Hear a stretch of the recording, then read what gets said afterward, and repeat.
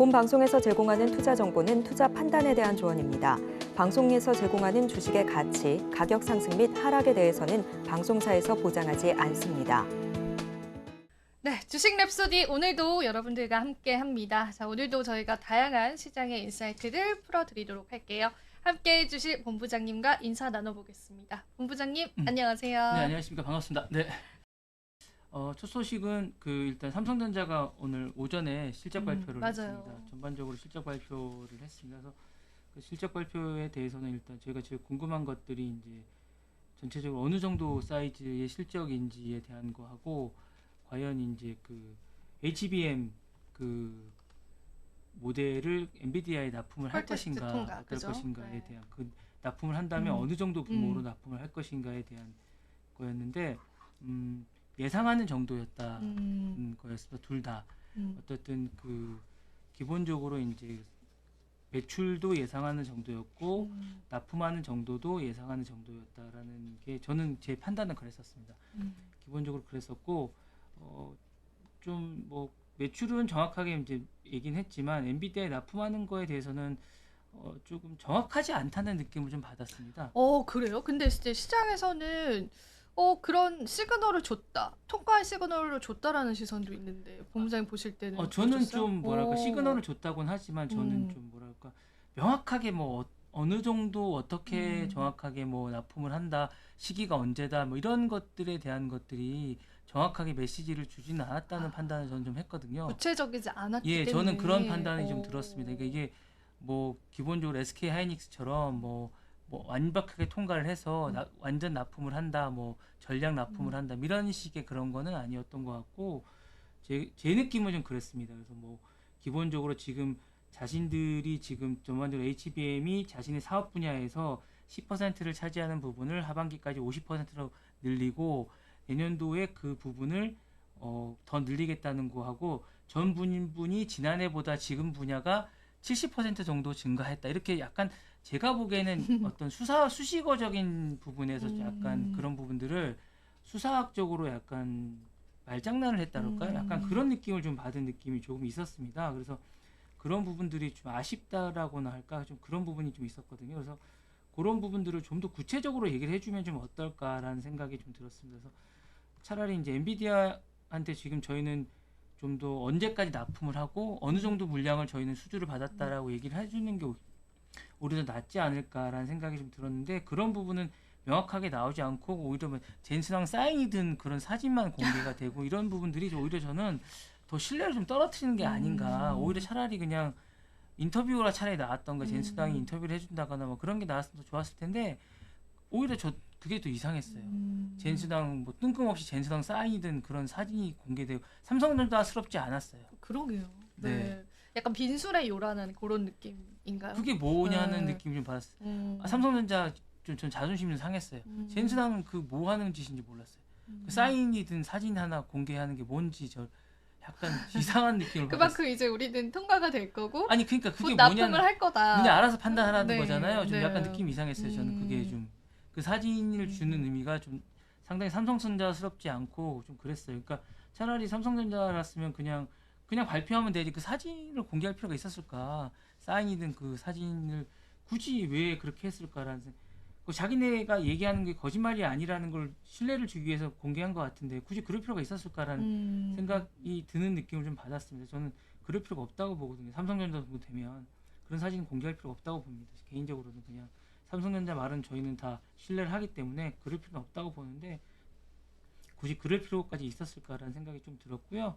어쨌든 삼성전자가 그 가시적으로 4분기 판매 확대 가능성을 시사했습니다. 5세대인 HBM3E에 관련 8단과 12단 모델 양산 중이라고 밝혔고 어쨌든 긍정적인 진전이 있었다고 분명히 밝혔습니다. 그리고 거기에 대해서는 어떤 시장에 좋은 시그널을 분명하게 이야기했습니다. 그리고 큰 손에 대해서 자기네들이 경쟁력 강화를 위한 어떤 그런 시그널을 보냈고 자기들은 그쪽과 이제 어떤 많은 관계가 있고 향후에 이쪽과 많은 어떤 관계가 돼서 판매를 할 가능성이 있고 이제 하청을 받을 가능성이 있다라는 부분에 대해서 이제 이야기를 한 것 같습니다. 그래서 그런 얘기를 할 거고 이제 다수의 고객사에게 판매를 할 예정이고 상반기에는 그 분야를 좀 더 확대해 나가겠다라는 얘기를 했었고요.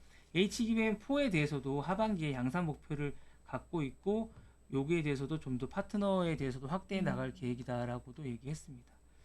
그렇게 얘기를 했고 이제 뭐 나머지 분야에서도 좀 더 많은 분야에서도 이제 확대를 해 나가겠다고 해서 좀 더 자신들이 지금보다는 좀 낫겠다는 어떤 비전 발표에 대한 부분에 대해서 좀 더 이제 시장에 대해서 확신을 주는 그런 자리가 아니었나라는 생각이 좀 들었습니다. 네. 근데 사실 이제 삼성전자 실적 발표 좀 뜯어보면은 이 메모리 분야, 그러니까 반도체 분야에 관해서 TSMC와의 숫자적인 격차가 굉장히 많더라고요. 네, 맞습니다. 그래서 벌써 이제 1분기에서 3분기까지의 그런 판매량들이 SK 하이닉스와 대비해 봤을 때 한참 못 미치는 네, 거죠. 맞습니다. 예. 그 부분에 관해서 어떻게 메모리 생각하세요? 분야가 좀 그렇죠. 어쨌든 지금 보면 전체 매출로 보면 뭐 삼성전자가 앞서지만 그 메모리 분야, 반도체 분야만 반도체 보면 분야만 보면. 절반 정도 한 뭐 많이 높게 잡아도 한 뭐 정확하게 그 분야에 대해서 이제 실적에 대해서는 정확하게 얘기는 해주진 않는데 어쨌든 시장에서 한 4조 정도로 보는데 그렇기 때문에 이제 그 하이닉스는 한 7조 정도로 보니까 한 60% 정도라고 생각을 하면 많이 모자라는 거죠. 그래서 그렇게 봤을 때는 사실은 이제 좀 기대에 못 미치는 거라고 볼 수 있는데 그렇게 보면 이제 좀 많이 분발해야 되는 부분이 좀 있습니다. 그래서 이제 그 부분을 어떻게 따라갈 것인가. 그렇기 때문에 TSMC는 지금 거의 14조 수준이거든요. 그러면 차이가 많이 나는 수준입니다. 그런데 지금 상황에서 이제 TSMC와 이제 파운드리 분야를 이제 같이 하겠다고 하는데 어떻게 하겠다는 부분이 정확하게 없어요. 그래서 그 부분에 대해서도 지금 어떻게 할지에 대한 부분 그리고 이제 더더군다나 지금 이제 트럼프 정부가 들어서게 되는데 그 이후에 지금 이 아시아 쪽의 반도체 쪽에 대해서 제재가 가해지고 관세가 가해지는 부분이 있는데 이거에 대해서 어떻게 대처할지에 대한 어떤 대비책에 대한 것들이 더더군다나 없고 지금 뭐 대만이나 이쪽은 정부 차원에서 지원도 있는데 우리나라는 이거에 대한 지원책이 전혀 없는 상황이거든요. 그런 상황에서 우리가 지금 어떻게 헤쳐나갈지에 대한 것들이 좀 암울한 상황이라 더더군다나 좀 힘든 상황이라서 이 부분에 대해서 좀 더 걱정스러운 게 좀 큽니다. 저는 좀 그래서 이게 좀 어떻게 될지 그리고 이제 영업이익이 시장 전망치가 전체적인 그러니까 이제 메모리 부분을 많은 그러니까 많은 분들이 말씀을 하시는데 저는 메모리 부분에 대해나 반도체 부분도 지금 문제긴 하지만 비메모리 부분도 저는 좀 약간 걱정스럽긴 해요. 스마트 부분도 지금 실적 개선이 그렇게 많이 되지 않아서 특히 이제 그 핸드폰 분야, 스마트폰 분야도 지금 많이 지금 뒤처지고 있어서 그쪽도 지금 애플 쪽에 많이 뒤지고 있는 것 같아서 좀 문제가 맞아요, 있는 것 맞아요. 같습니다. 그래서 그 부분도 지금 실적 발표에 대해서 지금 많이 얘기하고 있는데 거기도 그렇게 실적이 많이 개선된 것 같지가 않아요. 그래서 그 부분에 대해서도 지금 어떻게 하겠다는 거에 대해서 지금 비전 제시가 없어서 좀 아쉬움이 좀 있습니다. 앞서서 본부장님 말씀해주셨던 젠슨왕 그 사인 자료를 제가 준비를 해봤거든요. 혹시 네네. 화면으로 좀 띄워주실 수 있을까요? 네. 바로 요거입니다. 네네. 그래서 이거를 이제 한진만 삼성전자 부사장님이 SNS에 게재를 하셨대요. 네네네. 근데 이제 이거를 보고 오히려 좀 실망감을 좀 가져가셨다라는 것이죠. 그러니까 이제 그거에 대해서 정확하게 뭐라고 얘기는 안 하시고 이걸 그 SNS에 올리셨는데 이제 그 보면 이제 사람들은 이제 젠슨왕과 무슨 관계가 있고 이제 그 삼성전자가 이제 뭔가 납품을 하겠구나라고 유출할 수 있겠죠. 저걸 보면서 뭔가. 근데 이제 저거 계약서는 아니잖아요. 그렇죠, 계약서는 아니죠. 계약서는 아니고 뭔가 저거 뭔가 비전 제시고 뭔가 우호적인 관계고 뭔가 비전을 하는데 차라리 계약서를 올리면 상관이 없겠어요. 근데 저게 삼성스럽지 않다. 이게 뭔가 우리가 어떤 협력 관계의 느낌보다는 너무 하청 업체 혹은 이제 젠슨왕의 사인을 받았다는 것 자체가 너무 우러러보는 나의 팬 같은 그런 느낌? 들어서 좀 그런 것도 있지 않을까요? 네, 뭔가? 네. 그러니까 삼성전자가 그래도 우리나라 그쵸, 자존심 정말 예, 최고의 기업 중에 예, 하나인데. 그리고 사실은 그 계약을 했으면 계약을 했다. 음, 아니면 이게 그냥 사인을 받은 건 사인을 받은 거다. 그냥 우리가 그냥 어떤 관계 가는 과정이다라고 하거나 그냥 그 과정이 어떤 사진인지 설명을 잘 해줬으면 좋겠어요. 맞아요. 그런 거 아니고 그냥 뜬금없이 이것만 딱 올리는 게 무슨 의미인지 잘 모르겠어요. 그러니까 그 자체가 저는 좀 삼성스럽지 않다. 예, 맞아요. 그런 느낌이 좀 들었습니다. 그러니까 그걸 또 모든 언론이 다 올리는데 그거에 대한 아무 해석을 아무도 안 해주세요. 그냥 기사만 쓰고 그 사진만 다 올리세요. 아무도 해석을 하지 않아요. 그러니까 읽는 독자가 판단하라는 거죠. 그러니까 읽는 독자는 그냥 그거를 보면서 이 실적 발표에 대한 기사를 다 써주세요. 그 자료 사진만 쓰시면서. 그러면 독자들이 느끼는 감정은 그러면 마치 이게 다음 시즌에는 납품을 하겠구나라고 이제 생각은 하겠지만 그렇게 느끼는 것들이 과연 맞는 것인가라는 생각을 좀 하게 됩니다. 제가 이렇게 이게 맞는 것일까? 과연 정확한 그쵸. 것일까? 네. 차라리 그럼 정확하게 입장 표명을 해주시는 게 낫지 않을까라는 생각이 듭니다. 제가 볼 때. 이런 아쉬움이 좀 많이 남았고요. 조금 더 이야기를 제가 좀 덧붙여 보자면 이번에 이제 컨콜에서는 지금 부진했던 파운드리 그리고 레거시 쪽에 관한 투자를 조금 줄이고 앞으로 이제 고부가 가치 HBM 쪽에 투자를 더 늘리고 집중을 하겠다라는 포부를 보여주기는 했습니다. 그래서 이 부분에 따라서 삼성전자가 2%까지 올라서기도 했었는데 이제 마감 시장 보고 나니까 약보합, 그냥 약간 보합권에서 좀 마무리가 됐고, 그래서 사실은 포부까지는 좋았는데, 이런 삼성전자의 포부를 시장과 또 우리 국민들이 받아들이는 거는 각각 좀 다른 것 같습니다. 실질적인 수치로 그게 표현이 되어야지만 삼성전자의 이런 HBM 분야에 관한 신뢰도도 생기지 않을까. 그렇게 좀 조심스럽게 예상이 되는 시점이어서 일단 확정 실적 우리가 오늘 좀 소화를 했었던 그런 시간이었고 이제 말씀을 해주신 것처럼 사실 엄청 특별할 거는 없었어요. 그래서 저도 이제 많이 여기 와서 얘기를 드리고 싶었는데 사실 그렇게까지 우리가 깊이 있게 파고들 만한 특별한 뭔가의 어떤 시그널들은 조금 부족했었기 때문에 요 정도에서 좀 네네. 마무리를 해봐야 될 것 같습니다. 그래야 될 것 같습니다. 그리고 이제 뭐 그 많은 분들이 제가 볼 때 언론사들과 많은 분들이 많은 이야기를 하고 싶은데 주어진 자료가 원체 없다 보니까 맞아요. 많은 분들이 분석을 많이 못 하시는 것 같아요. 그러니까 하고 싶은 이야기는 많이 있는 것 같은데 많은 분들이 이야기를 많이 못 하시더라고요. 저도 자료를 많이 찾아봤는데 이야기를 많이 못 하시는 것 같고 분석도 많이 못 하시는 것 같아요. 그러니까 주어진 자료에서 하다 보니까 많이 못 하시는 것 같고 좀 더 지켜보자 관망세를 좀 지켜보시는 것 같습니다. 그런 정도로 우리가 조금 마무리를 해보고요. 그리고 저희 메타 실적 좀 이야기 해볼까요? 메타는 제가 볼 때는 실적은 제가 어제 밤에 이제 확인해 보셨죠? 하시면서 네. 직접 봤는데 메타는 실적이 너무 좋았습니다. 음. 제가 볼 때는 저는 메타도 지난주부터 이제 여러분들한테 투자를 하실 거면 메타를 하시는 게 맞아요. 좋을 것 같다고 이제 메타가 AI 쪽에 투자를 하고 이쪽에 뭐 서버 분야나 아니면 전반적인 분야도 계속 투자를 한다고 얘기를 했었는데 클라우드 분야도 서비스를 한다고 했었는데 메타는 실적이 엄청 좋았습니다. 이번에 우리나라 돈으로 이제 매출은 56조를 기록했었고요. 그다음에 순이익도 17조를 기록했습니다. 그래서 상당히 높은 시장에서 예상치를 뛰어넘는 그런 걸 기록했었는데 다만 제가 볼 때는 주가는 2.9% 하락했습니다. 맞아요. 주가는 안 좋더라고요. 네, 주가는 안 좋은데 이게 이제 저는 다만 저는 나쁘다고 보지는 않아요. 이거는 다만 이게 이제 우리나라하고 이제 미국의 어떤 IT 기업의 다른 특징이라고 보는데요. 메타는 이 실적 발표를 하고 나서 마크 저커버그가 했던 얘기가 뭐냐면 자기는 바로 투자를 하겠다고 했어요. 이 돈을 바로 130억 달러 정도를 바로 투자를 하겠다고 했습니다. 우리나라 900 그 정도를 바로 투자를 하겠다고 했기 때문에 투자자들 입장에서는 이게 만족스럽지가 않은 거예요. 이걸 바로 자기네들한테 배당이나 뭔가를 수익을 바로 환원해 줬으면 좋겠는데 그렇지 않고 이거를 바로 투자로. 그래서 클라우드 사업이나 이런 데 투자를 하겠다고 했는데 이게 이제 기본적으로 페이스북 사업을 하잖아요. 메타가. 그러니까 페이스북 사업을 하는데 이 수익 사업 특성상 이게 클라우드 사업이라서 바로 수익이 환원되는 사업이 아니에요. 그러니까 좀 시간이 걸리는 사업이니까 이게 바로 내년에 바로 성과로 나올 수 있다고 생각하지 않는 거예요. 투자자들은.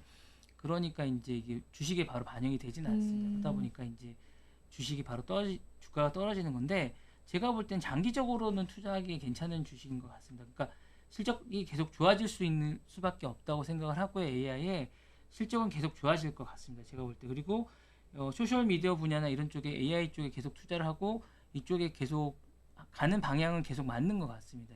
저커브가 하는 게 맞는 것 같고 연말 쪽에도 계속 AI나 이런 광고를 하는 거 보면 계속 잘 맞춰서 가는 것 같아요. 그리고 차근차근 잘 밟아서 가는 것 같고 그다음에 봇이나 이런 것들 만드는 거 보면 AI 쪽에 잘 맞춰서 가는 것 같습니다. 그래서 투자를 해서 이제 이런 수익률이에서 이제 주가가 떨어지는 것뿐이지, 그러니까 이 투자자들이나 이런 분들이 바로 자기네 수익을 거둘 수 있는 것들이 좀 낮아져서 이게 떨어지는 것뿐이지, 단순히 이 회사 자체가 어떤 뭐 좀 전망이 없다 이래서 떨어지는 건 아닌 것 같습니다. 그래서 우리가 바라보는 뭐 이렇게 우리나라에서 투자하는 이런 방식과 좀 다른 그런 주가 떨어짐이라서 걱정하실 건 아닌 것 같습니다. 근데 이게 메타에 관한 실적도 이제 네. 의견들이 굉장히 다양해서 저도 네. 같이 공부를 해봤는데 네네. 일단 메타는 SNS가 이제 주 사업으로 네네. 하는 기업이잖아요. 네네. 근데 맞습니다. 여기서 이제 월가 쪽에서 주목을 했던 거는 그 일일 활성 사용자 수 이게 네네. 이제 예상치보다 증가가 안 됐다. 네네네. 그러니까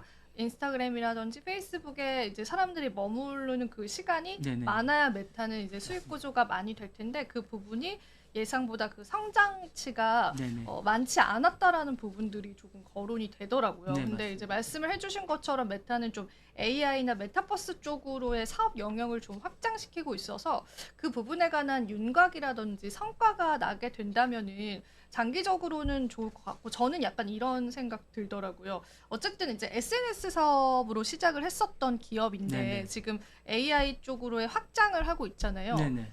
근데 반면에 또 카카오가 좀 떠오르더라고요. 우리나라 네네네. 기업이. 근데 카카오 같은 경우에는 이런 AI 쪽에 성장 시도를 하고 있긴 하지만 그게 이제 시장에서 뚜렷한 성과가 없다 보니까 이제 주가도 계속 좀 떨어지는 그런 흐름들을 보여주고 있는데 본부장님 생각하실 때는 이렇게 이제 SNS 기업들이 살아남으려면은 어떤 아이덴티티를 좀 더 추가를 해야 될까요? 카카오하고 메타는 완전히 다른 기업입니다. 카카오는 일단 문어발식으로 너무 일을 많이 하고 있고요. 맞아요, 기본적으로 카카오는 시장 자체가 너무 작습니다.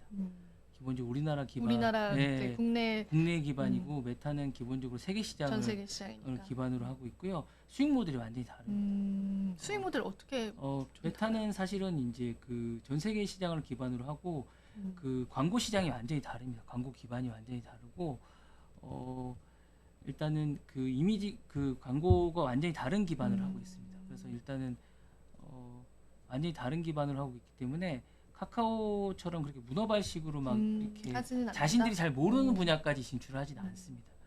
근데 메타가 검색 엔진을 만든다고 하더라고요. 네, 구글처럼. 네, 네. 만약에 메타가 그런 사업에 뛰어들었다라고 하면은 구글에게 대항할 수 있을 거라고 생각을 하세요.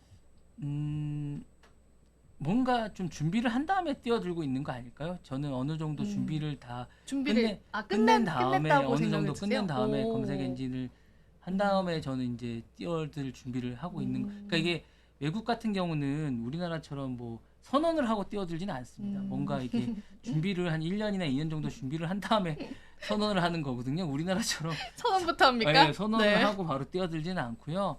기본적으로 뭔가를 준비하거나 어디를 인수한 다음에 선언을 하거든요. 그래서 기본적으로 뭔가를 저는 준비가 된 상황이라고 보시고, 메타를 지금 잠깐 표를 보시면 네. 이게 이제 보통 보시면 이게 거의 이렇게 거의 주식이 떨어지질 않고 있습니다. 상향에 급하게 오르지도 않지만 보시면 계속 이렇게 오름세를 보이고 있거든요. 이게 이렇게 주식이 계속 오름세를 보이고 있다는, 성장을 계속 하고 있다는 얘기거든요. 기본적으로 표를 보시면. 그래서 이제 보시면 이제 이게 전반적으로 이렇게 상승세를 쭉 보이고 있습니다. 그래서 이제 이게 메타가 전반적으로 이제 표를 보시면 이렇게 되거든요. 1년치를 쭉 보시면 이 정도로 되고 있는데 전반적으로 메타는 기본적으로 성장을 쭉 하고 있는 종이라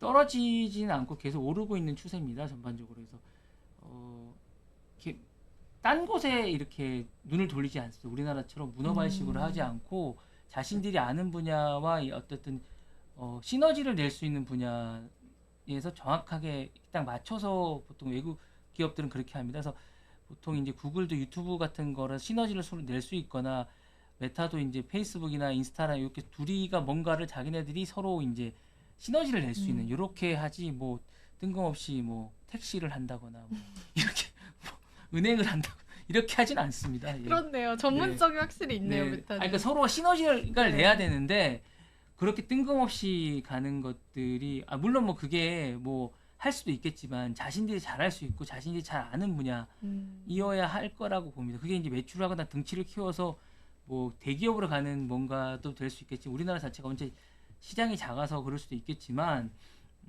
저는 그게 결국에는 궁극적으로는 본인들을 힘들게 할 수도 있다고 저는 생각을 하거든요. 본인들은 잘하는 분야나 그 그룹의 아이덴티티를 나중에 키워가는 아 부분에서 맞아요. 아이덴티티적인 면에서 힘들 그죠? 수 있다고 생각을 합니다. 그러니까 저는 카카오가 무슨 그룹인지 사실은 잘 모르겠어요. 그게 지금 조금 모호해졌죠. 네네네. 맞아요. 잘 모르겠습니다. 음. 카카오는 뭐 카카오톡밖에 생각이 안 되는데 맞아요. 지금은 뱅크인지 아니면 그게 뭐 모빌리티인지 아니면 뭐 잘 모르겠습니다. 예.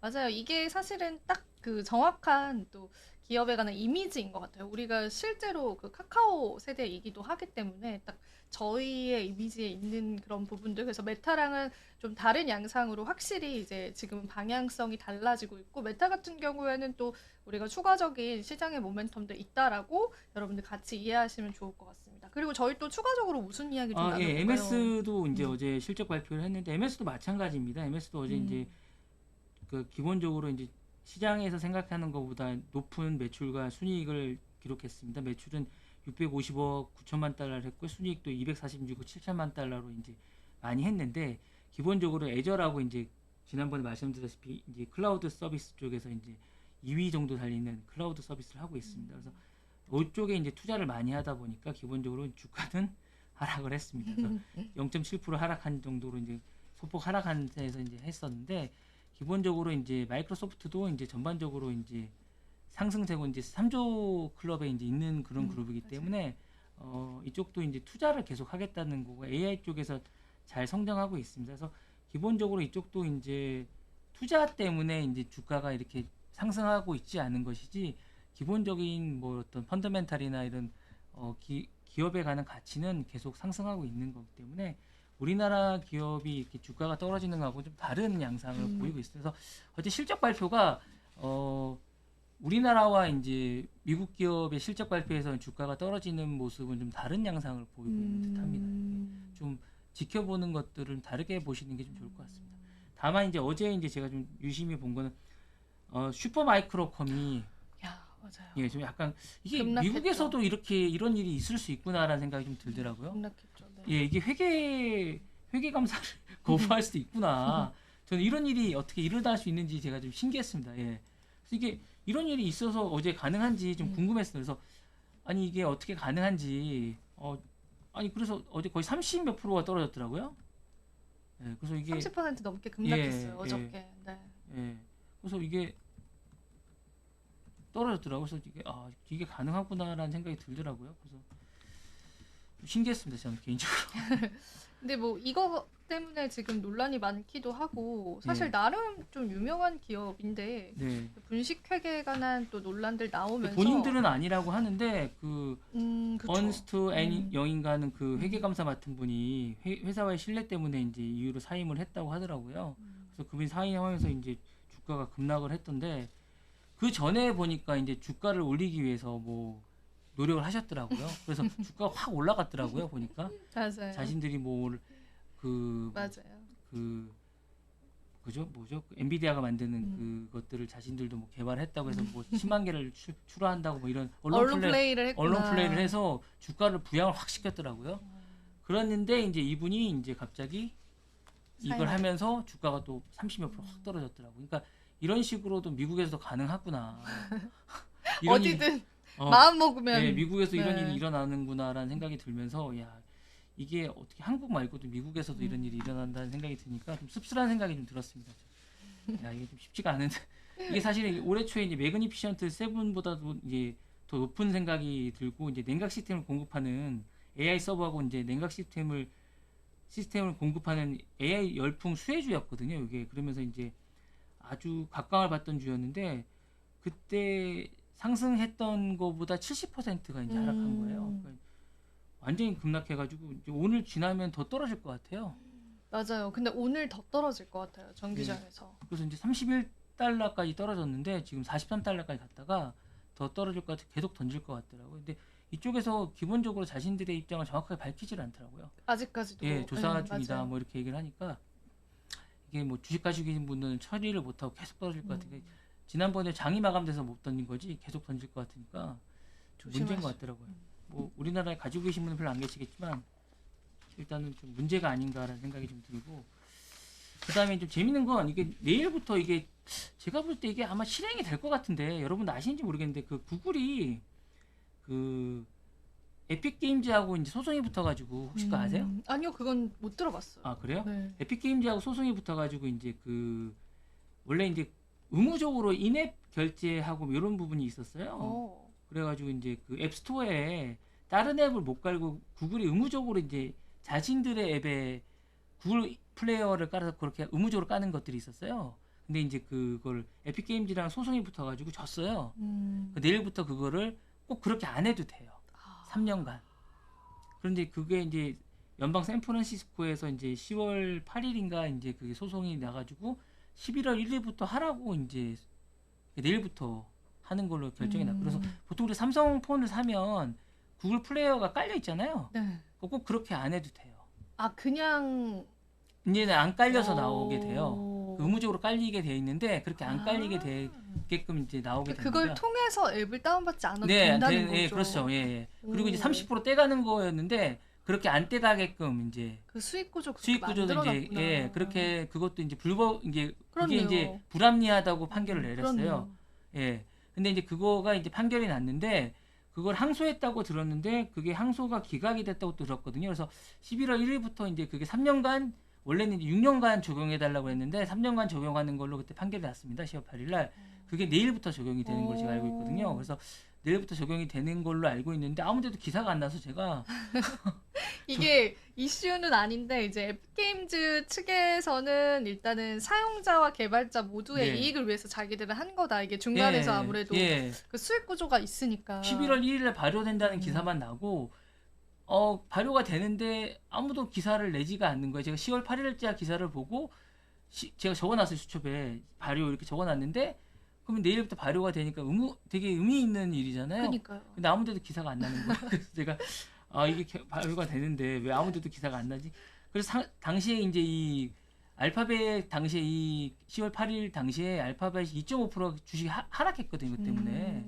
그래서 되게 의미 있는 판결이었는데 아무데도 기사가 안 나서 내일부터 이게 판결이 되면 이게 되게 의미 있고 개발자들에게는 되게 의미가 있는데 왜 이게 기사가 안 날까 싶어가지고 실제로 이렇게 이루어지면 의미가 있고 그랬거든요. 그래서 재미있는 건데 왜 이게 실제로 이루어지는지 잘 모르겠습니다. 그래서 좀 재미가 있어서 제가 한번 찾아와봤습니다. 네. 재미있었습니다. 네.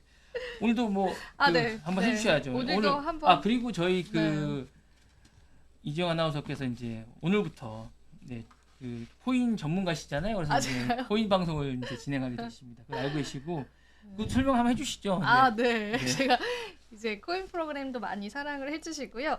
저는 이제 비트코인이 1억 찍고 약간 조춤하고 있는 상황에서 간밤에 이제 뉴욕 증시에서 굉장히 이제 비트코인 자금 유입에 관한 내용이 좀 들어왔어요. 지금 이 자료가 같이 보이실 텐데 제가 같이 좀 마킹을 하면서 오늘 한번 이야기를 나눠보도록 해요. 지금 이 정도로 큰 자금이 시장에서 들어왔다라는 거예요.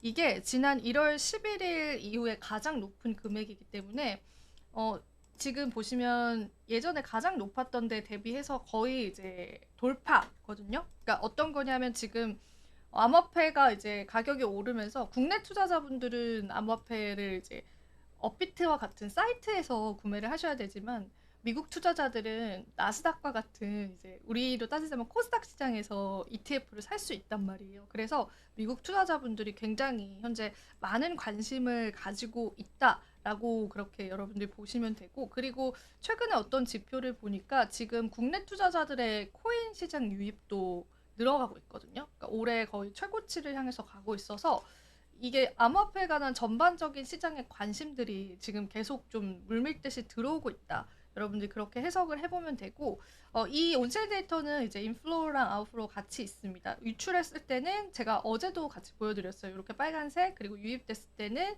이렇게 녹색으로 표기가 되는데 지금 거의 사상 최고치의 유입을 보여주고 있다. 그렇게 보시면 되고 그리고 다음 기사를 보자면은 이거는 포브스지에서 나왔던 기사예요. 그래서 여기 보시면은 롱 비트코인 그리고 숏 본드라고 되어 있잖아요. 이게 이제 선물 시장에서 쓰는 용어인데 숏 포지션이다라고 하면은 하락에 베팅을 하는 거고 롱이다라고 하는 거는 상승에 베팅을 하는 거예요. 선물 시장에서는 양방에서 이제 베팅을 할 수 있잖아요.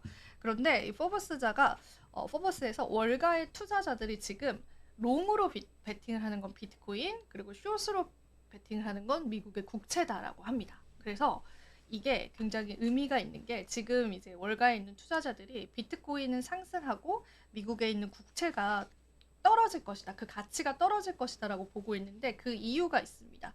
이게 미국의 이제 부채율이에요. 부채율인데 1990년대부터 지금 집계가 되어 있는 거거든요. 쭉 보시면은 지금 미국의 부채 한도가 거의 약간 사상 최고치를 넘어서서 2차 세계대전 수준이다라고 해요. 어떤 의미냐면은 지금 미국 정부가 돈이 없어서 돈을 계속 이제 찍어내는 겁니다. 이 부분에 관한 말은 많아요.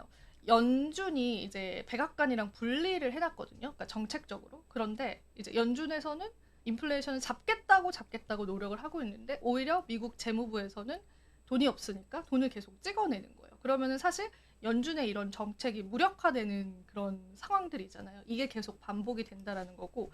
그래서 투자자들은 지금 이제 미국의 국채의 가치, 그러니까 국채라는 건 사실 예전엔 안전자산이었는데 지금은 약간 위험자산 수준의 수익률을 가지고 있잖아요. 그래서 미국에 있는 국채의 가치는 떨어질 것이다라고 보고 오히려 비트코인의 가치는 더 올라갈 것이다라고 보는 겁니다. 물론 단기적인 시선일 수는 있어요. 그래서 그런 부분들도 여러분들이 같이 살펴보시면 좋을 것 같고 또 옆에 있는 표도 같이 볼게요. 제가 지금 가상자산 유입자 수 같이 말씀드렸잖아요. 이게 이투데이에서 제시를 해줬던 건데 지금 이제 2024년 3반기 금융위원회가 가상자산 사업자 실태를 조사를 했는데 증감률이 67%입니다. 무려. 그래서 이제 상반기 하반기를 나눈 거예요.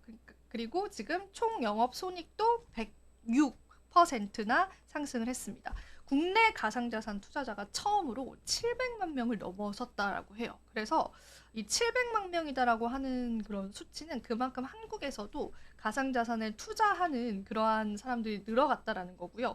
거래 이용자 수는 지난 하반기 대비해서 21%나 증가를 했습니다. 그래서 778만 명을 현재 기록을 하고 있다라고 여러분들 보시면 되고 그리고 이제 100만 원 미만을 보유한 투자자가 지난해 대비해서 24% 상승을 했대요.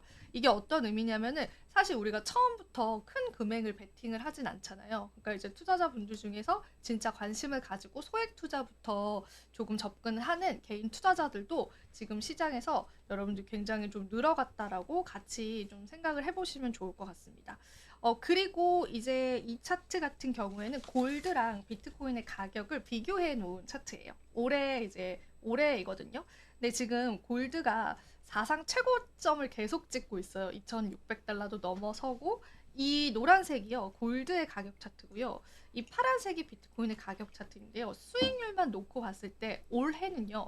비트코인의 수익률이 골드 대비해서 2배가량 높은 상황입니다. 그래서 지금 골드가 상승을 하는 건 안전자산 이제 선호 심리 때문이잖아요. 뭐 전쟁 리스크도 있고 그래서 이 골드의 상승에 못지않은 더 배의 비트코인의 상승률을 보였다라는 거는 이 시장에서 비트코인을 위험자산이 아니라 안전자산의 형태로 보는 시선들이 조금 압도적으로 현재는 많다라는 겁니다.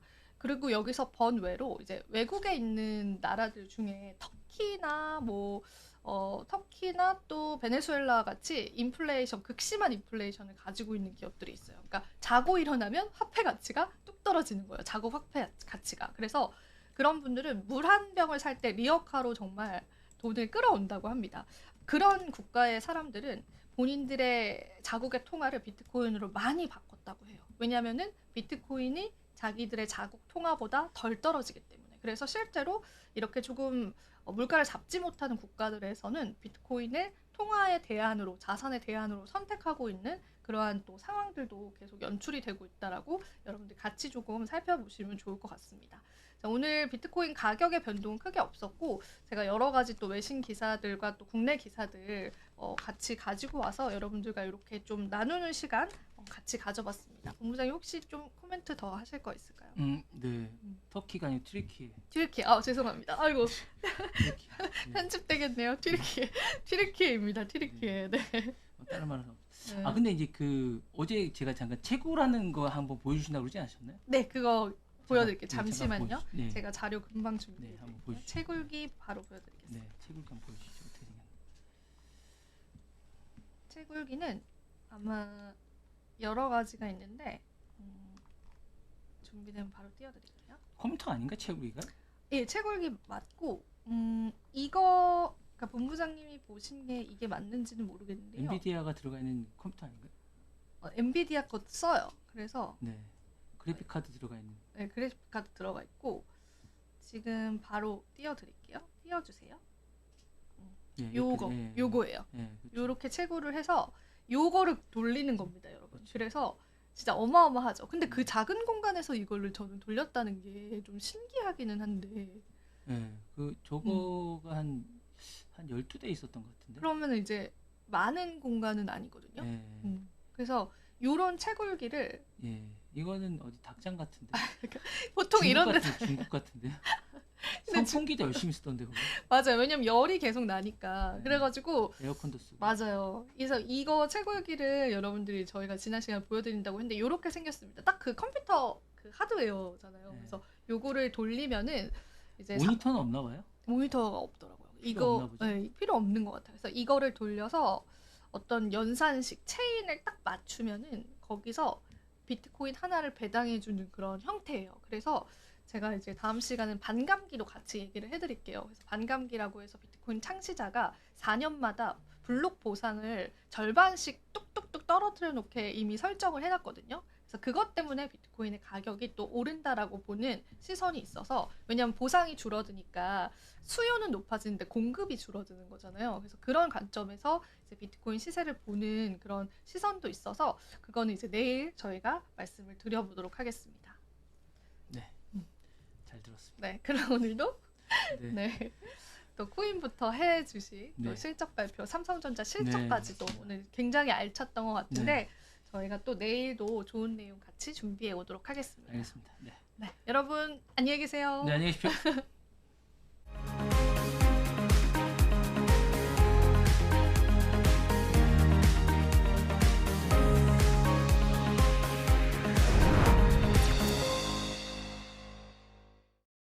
안녕하십니까. 모두의 증시 최민주입니다. 증시 뉴스 전달드리겠습니다. 첫 번째 뉴스입니다. 오픈 AI가 생성형 인공지능과 웹 검색을 결합한 챗 GPT 서치를 공식 출시했습니다. 미리 학습한 정보 외 검색을 통해 취합한 최신 정보를 제공해 보다 정확한 답변이 가능한 서비스입니다. 검색 시장 지배자 구글이 AI 개요 등을 선보이며 수성에 나선 가운데 생성형 AI를 등에 업은 오픈 AI 마이크로소프트와 퍼블렉시티 등의 공세가 거세지고 있습니다.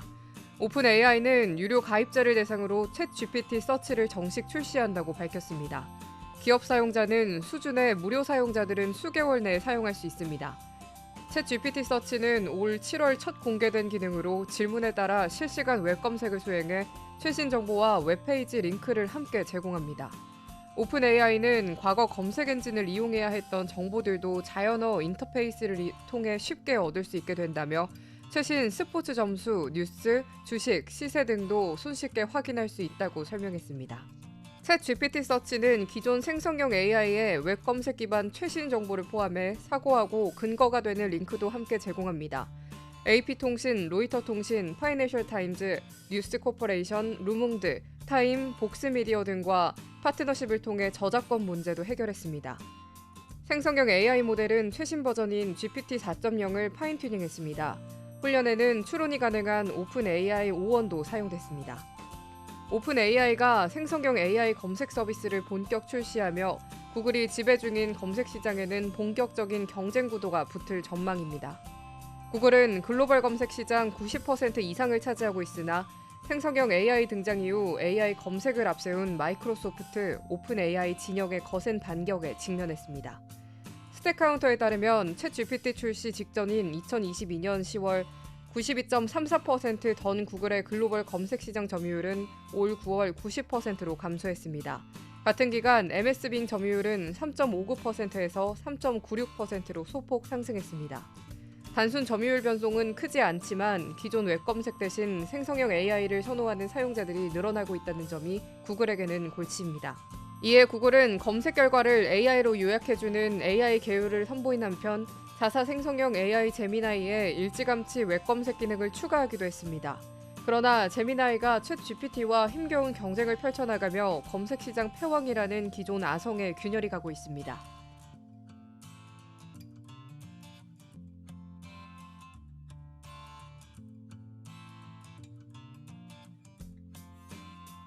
체코 반독점 당국이 자국 정부가 한국수력 원자력을 원자력발전소 신규 건설 사업 우선 협상 대상자로 선정한 데 대한 프랑스와 미국 경쟁업체의 이의 제기를 기각했습니다.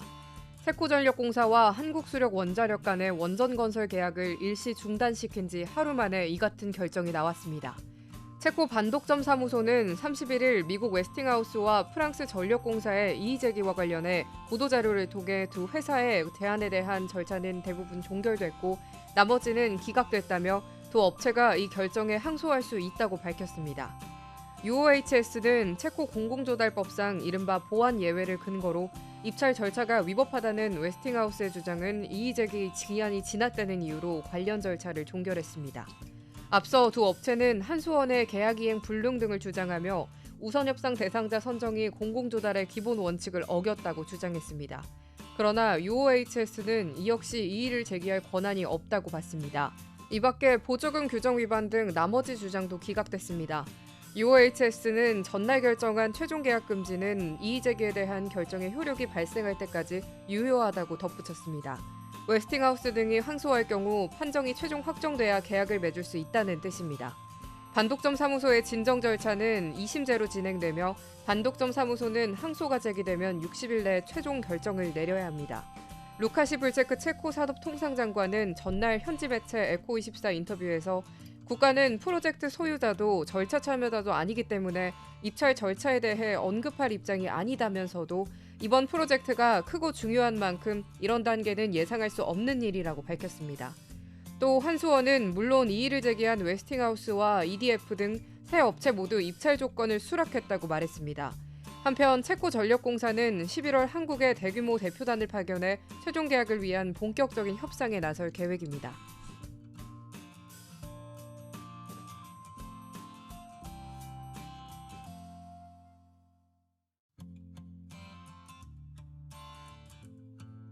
세계 최대 커피 체인점 스타벅스가 식물성 우유에 대한 추가 요금 등을 없애는 등 쇄신책을 내놨습니다.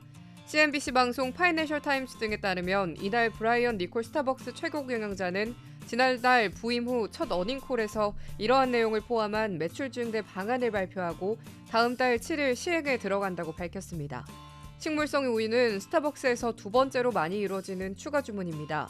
일부 매장에서는 이러한 추가 요금을 많게는 80센트에 이뤘고 최근 몇 년간 이러한 요금을 없애달라는 소비자들의 요구가 나온 바 있습니다.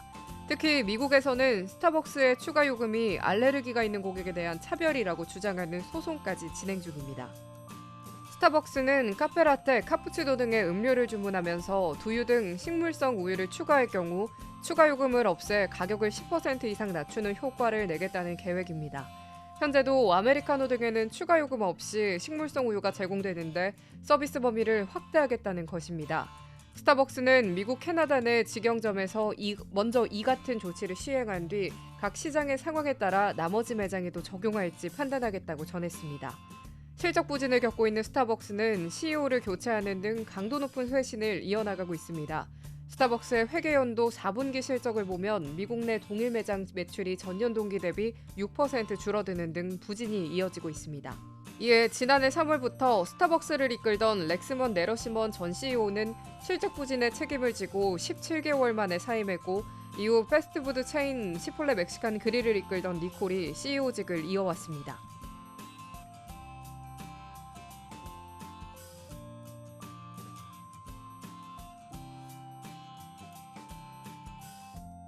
삼성전자가 엔비디아의 주력 인공지능 가속기인 호퍼 시리즈의 5세대 고대역폭 메모리인 HBM3 8단 제품을 공급합니다. 삼성이 SK 하이닉스, 마이크론 등과 함께 본격적인 AI 메모리 경쟁에 합류했다는 분석이 나옵니다. 삼성전자는 10월 31일 올해 3분기 확정 실적 발표회에서 HBM3 8단과 12단 제품 모두 양산 판매가 이루어지고 있으며 주요 고객사의 퀄 과정에서 중요 단계를 완료해 4분기 중 판매 확대가 이루어질 것이라고 밝혔습니다. 서울경제신문에 따르면 엔비디아 퀄을 통과한 제품은 HBM3 8단 제품으로 본격 납품을 앞두고 있는 것으로 확인됐습니다. SK 하이닉스가 엔비디아의 차기 AI 칩인 블랙홀에 탑재되는 HBM3 12단 제품을 9월부터 양산하고 있다는 점을 감안하면 여전히 1단계에 뒤처져 있긴 하지만 양사의 격차가 상당히 좁혀진 셈입니다. 삼성은 그동안 경쟁사의 AI 메모리의 주도권을 빼앗긴 뒤 고전해왔습니다. 실제 삼성 반도체 부문의 3분기 영업이익은 3조 8,600억 원에 그쳐 SK 하이닉스의 절반 수준에 불과합니다. 1조 2천억 원에 이르는 일회성 비용과 1조 7천억 원대로 추산되는 파운드리 적자를 빼고 보더라도 수천억 원대의 이익 격차가 발생한 것입니다. 삼성전자 전체 매출은 79조 1천억 원으로 사상 최대 분기 매출 기록을 갈아치웠습니다. 영업이익은 9조 1,800억 원을 달성했습니다. 3분기 연구개발 비용 역시 분기 최대인 8조 8,700억 원을 집행했으며 올해 시설 투자도 사상 최대인 56조 7천억 원에 달했습니다. 삼성전자가 올 3분기 실적 발표에서 5세대 고역폭 메모리를 엔비디아에 공급한다는 사실을 공식화한 것은 경쟁사와의 HBM 격차가 점점 줄어들고 있다는 것을 의미합니다.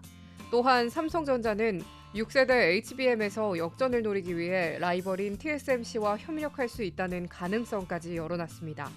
올해 잃어버린 초격자의 자존심을 회복하기 위해 적과의 동침까지 주저하지 않겠다는 의지를 보인 것입니다. 고전을 면치 못하고 있는 삼성 파운드리 사업부는 투자 축소 카드를 꺼내면서 내년 적용할 2나노 공정구현에 샤화를 걸었습니다. HBM은 여러 개의 D램을 쌓아 만든 인공지능용 메모리입니다. 삼성전자는 지난해 올해 5세대 HBM 선두 자리를 SK 하이닉스에 내주면서 D램 시장의 선두에 체면을 구겼습니다. 그러나 이번 발표를 통해 반전의 분위기가 조성된 것으로 보입니다.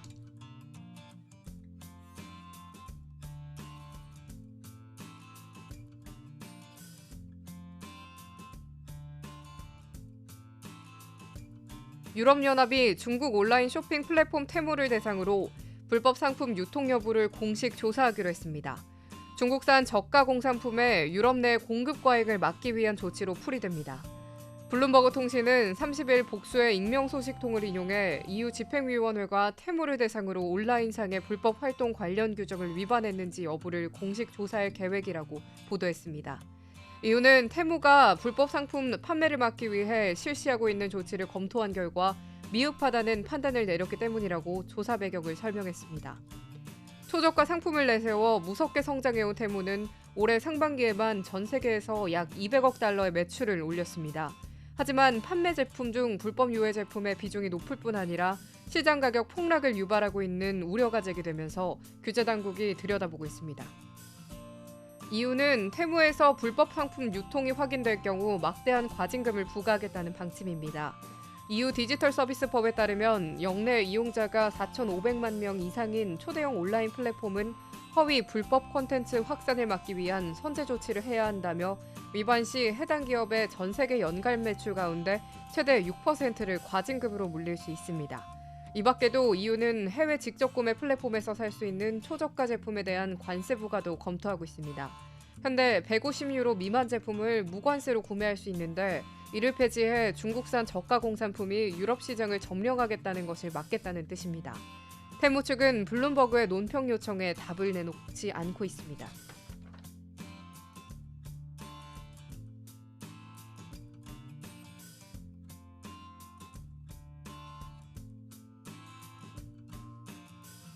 이상으로 모두의 증시 마치겠습니다. 본 방송에 대한 내용은 투자 판단에 대한 조언일 뿐 자산의 상승과 하락을 보장하지 않습니다. 시청해주신 여러분 고맙습니다.